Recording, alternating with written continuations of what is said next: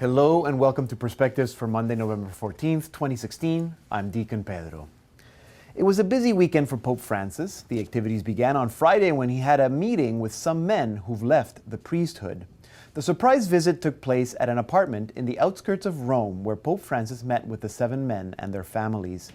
A Vatican statement says that in most cases, loneliness, misunderstanding, and fatigue arising from their many responsibilities prompted the men to rethink their choice. It said that the men spent years wrestling with doubts before realizing that they had made a mistake and decided to leave the priesthood and form a family. The meeting was the last of the Holy Father's traditional gestures of mercy that he'd been doing one Friday a month during this Jubilee year.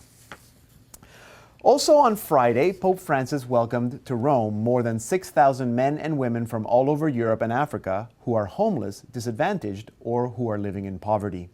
The event was for the Jubilee for Socially Excluded Persons and was made possible by Fratello, an association that organizes events with and for people in situations of exclusion.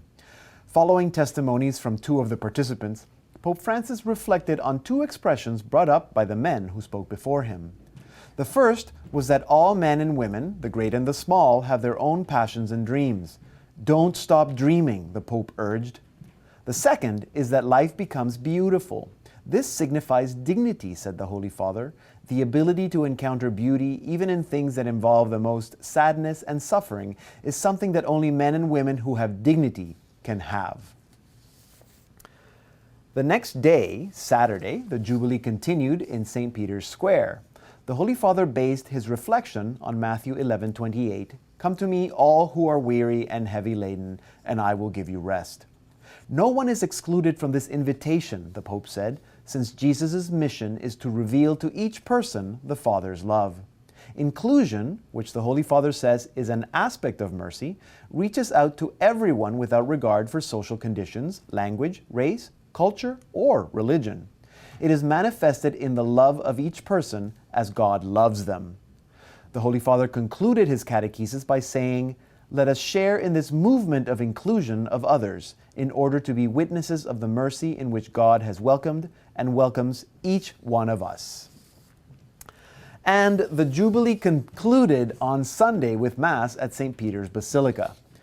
"We should be worried," said Pope Francis during his homily, "when our consciences are anesthetized and we no longer see a brother or sister suffering at our side or notice the grave problems in our world, which become a mere refrain familiar from the headlines on the evening news." With a stern warning against today's culture of waste, he said, "It is the symptom of the spiritual sclerosis when we are only interested in objects to be produced rather than in persons to be loved. This is the origin of the tragic contradiction of our age. As progress and new possibilities increase, which is a good thing, less and less people are able to benefit from them.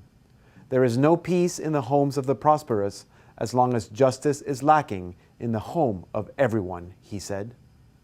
Noting that today the closing of the doors of mercy throughout the world signals the end of the Holy Year of Mercy, Pope Francis concluded asking for the grace not to close our eyes to God who sees us and to our neighbor who asks something of us. The Holy Year of Mercy will officially come to an end next Sunday, November 20th, on the Feast of Christ the King.